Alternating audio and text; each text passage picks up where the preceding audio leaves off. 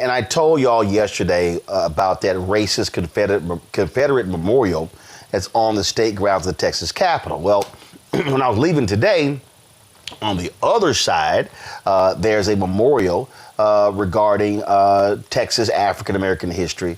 But there's something that's real interesting, though, because on one side of it, they salute two men of African descent who helped Texas win independence from Mexico.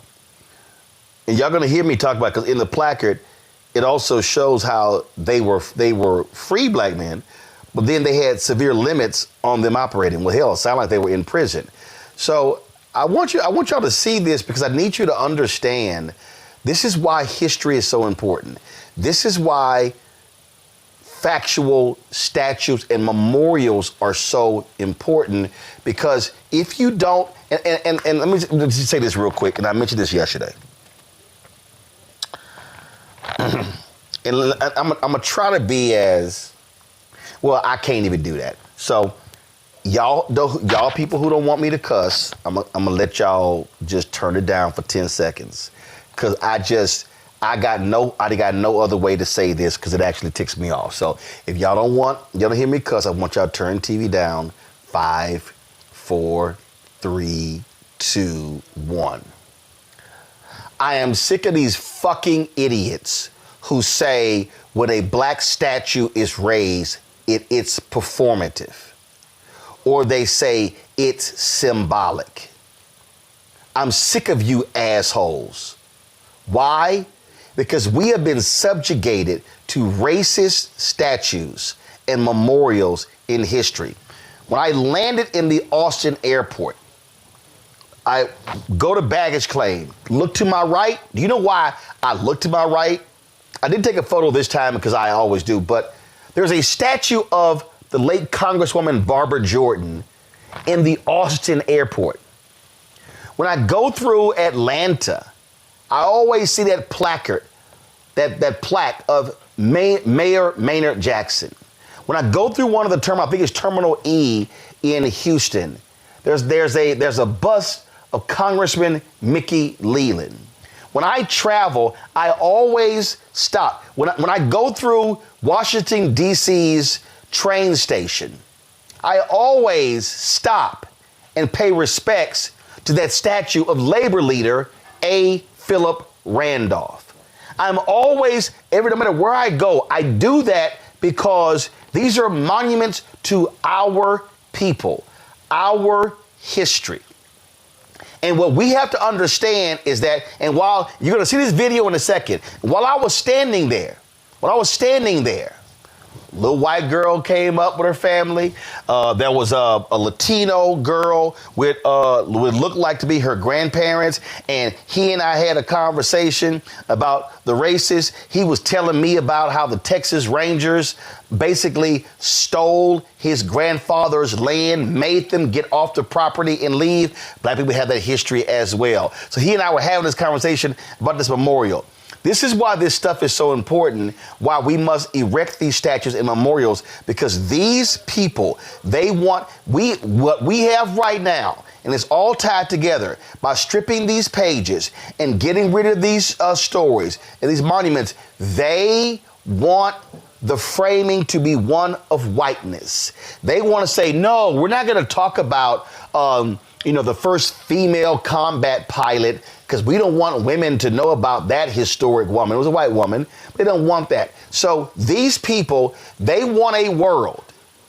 Donald Trump, Peter Hegseth, J.D. Vance, they want a world where it's all about white men. And we, black people, need to stop this bullshit of, oh, well, that's just symbolism. We need a check. We need this. Well, how about you try to get both? Why do we have to piss on black monuments and black statues and black plaques to go, well, that's just symbolism? Well, how about some of y'all, and here's the other deal. I'm just going to go ahead and say this. Every one of you assholes who say, oh, it's symbolism, I want to see your voter registration card. I want to see how many elections your punk ass voted in. Because, see, it's a lot of people out here who love talking shit, and they don't go vote, but they always got something to say. And so it is sort of crap that sort of just gets on my nerves when they do that. So I want to play this video for y'all because many of you may never have seen this, but I want you to understand that this is why this show matters and why we do this, because there are black museums all across this country, small, medium, large. There are black monuments and statues, and every single one of you should make an effort that when you visit a place and you seek out, you take a photo, you do whatever, and you share it, because our people need to understand that our history is damn sure just as important. Watch this. So folks, I'm here on the Texas ground. So remember I told you about that Confederate memorial. It's literally right there. So right across from this is this African-American History Memorial. And so what you'll see with this particular memorial is you see how they have these depictions of the Battle of Goliad, Texas statehood, and how people of African descent fought for Texas Revolution. So you got Hendrik Arnold, you got Samuel McCullough. And so you'll see right here how they have this battle for Texas independence from Mexico and laying out, of course, this particular history. Now, keep in mind, the Texas Revolution was about slavery. Wanted to free themselves from Mexico because Mexico had actually gotten rid of slavery. And so, there are people who were people of African descent who were fighting alongside these folks, the Texas Army, and they actually were fighting for the segregationists. All right, and so here you have this monument again to these African Americans or people of African descent who fought. So that's why you'll see right here Hendrik Arnold and Samuel McCullough played important roles in the Texas Revolution and the formation of the Republic of Texas. After Texas became independent, both were considered free blacks, but they were placed under severe legal restrictions. So isn't that amazing? Here they actually fought for the state, and they actually were restricted. You see how crazy this is? And so this is the reality of what it meant to be black in these slave territories. Now, when you go on this other side of this particular monument, then you're going to see the focus on emancipation. So this is a beautiful monument here. So you see here the depiction of enslaved people of African descent. You see, of course, the cotton right there. You see they got this Texas Capitol here. And so then you go down here and you see these placards where they lay out exactly when the first people of African descent first came. Then you see right here, slavery during the Mexican national era.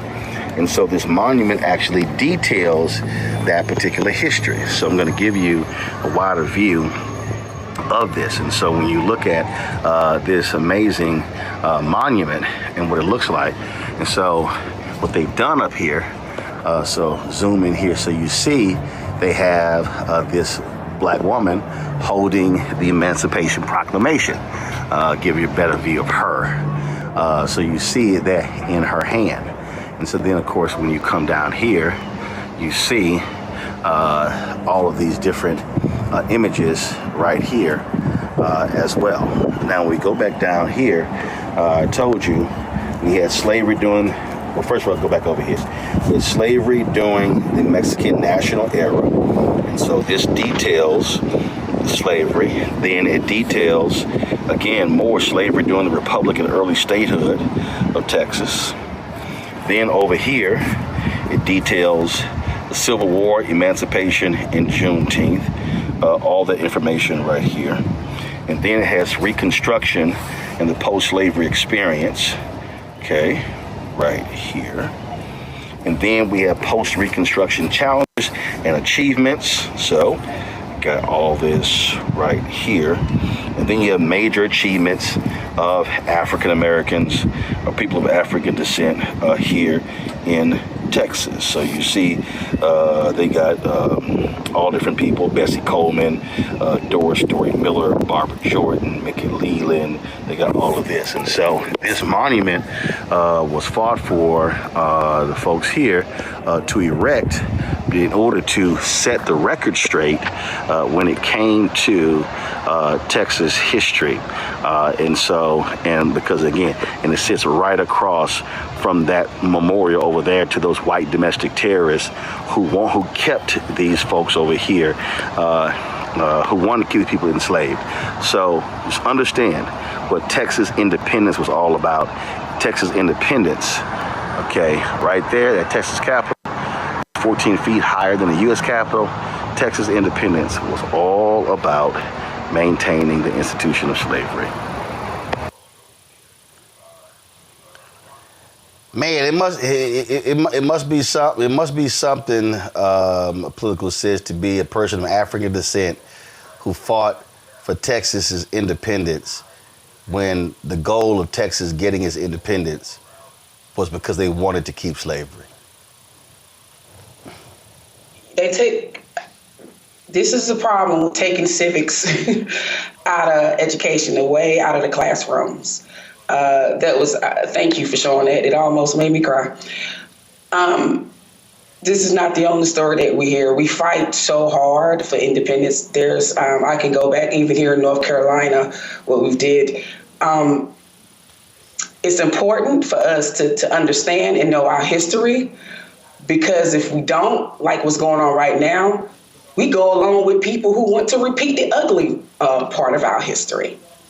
So again, thank you for showing that, but it just, I don't know, I'm a little bit knocked down from that, because you go back and forth with your people about the importance of like what's going on right now.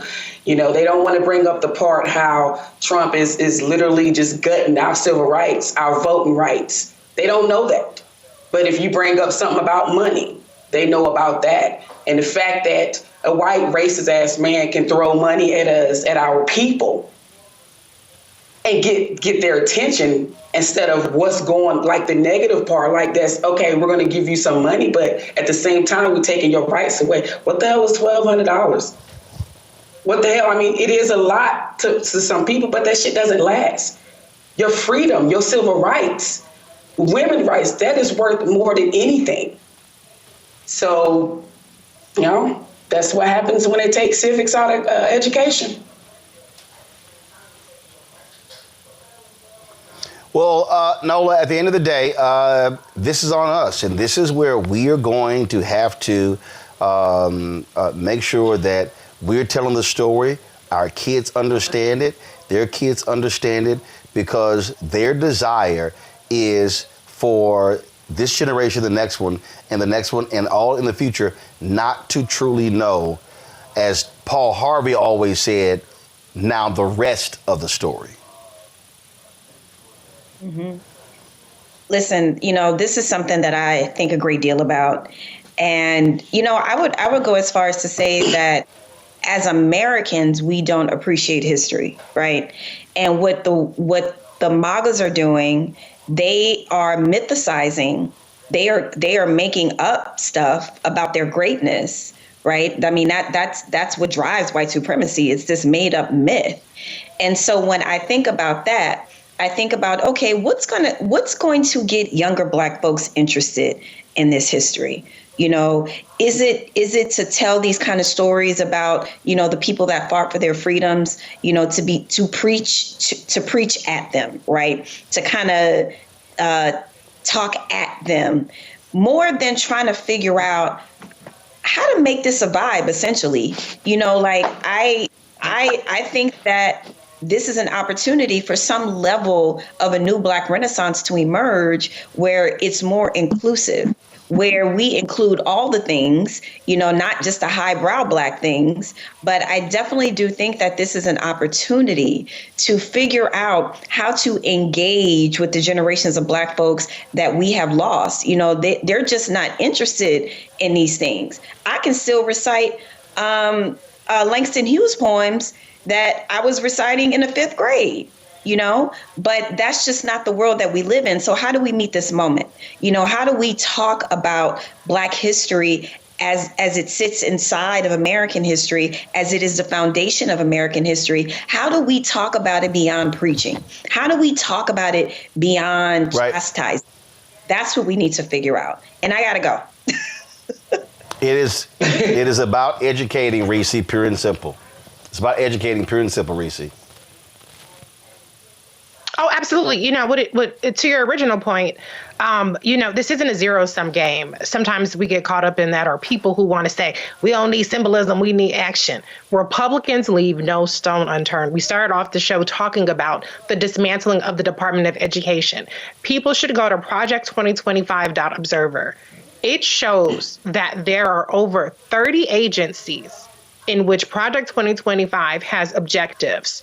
41% of Project 2025's objectives are already met or in progress. And so the idea that we can only do one or two things at a time, the idea that we can only ask for one or two things at a time is completely a foreign concept to our opposition. And they are winning and fighting every single battle that our side is too busy telling people, we don't need to be focused on that. We need to be focused on that. Like Terrence Woodbury said earlier, we got to focus on everything. Now, can 100% of us focus on 100% of things? No. But know your strength and know your lane. This show has a huge lane that it's filling and telling our stories and helping us not leave so many of these stones unturned. And so anybody who is against statues, anybody that's against our history is against us or is for us repeating the mistakes, reinventing the wheel when we already have the blueprint, and helping the other side win. And my show is doing that as well. Or Reese Colbert Show on Sirius XM. Thanks very much. There you go. So yeah, well, first, Reese, one thing you didn't do, you didn't tell people when it comes on. Saturdays, 2 p.m. 2 to 4 p.m. It's a live call-in show. So if you got some smoke, bring it to me, honey. I'll take it. I'll bring it back with you. Oh, that's good. I'm off on Saturdays. That's good. I'm off on Saturdays, so I'm going to have to check you out. Hello, I'm Isaac Hayes III, founder and CEO of Fanbase. Listen to what I'm about to tell you. The window to invest in Fanbase is closing. We've raised over $10.6 million of our $17 million goal. That means there's room for less than 6,370 people to invest in Fanbase for the average amount. The minimum to invest in Fanbase right now is $399. That makes you an owner in Fanbase today. Go to startengine.com/fanbase to invest. Why? Because current social apps have taken advantage of users for far too long, with content suppression, shadow banning, harmful racist content, and no real tools for monetization and equity. Fanbase has over 1.4 million users and counting, allowing anyone to reach all their following and monetize their content from day one. Social media is the new TV, and whoever owns the apps that distribute that content have the opportunity to own potential billion-dollar companies. While big platforms with uncertain futures are failing to serve their users, Fanbase is stepping up to fill the gap. Don't wait until it's too late. Invest now, invest for yourself and your future. Go to startengine.com/fanbase and own the next generation of social media.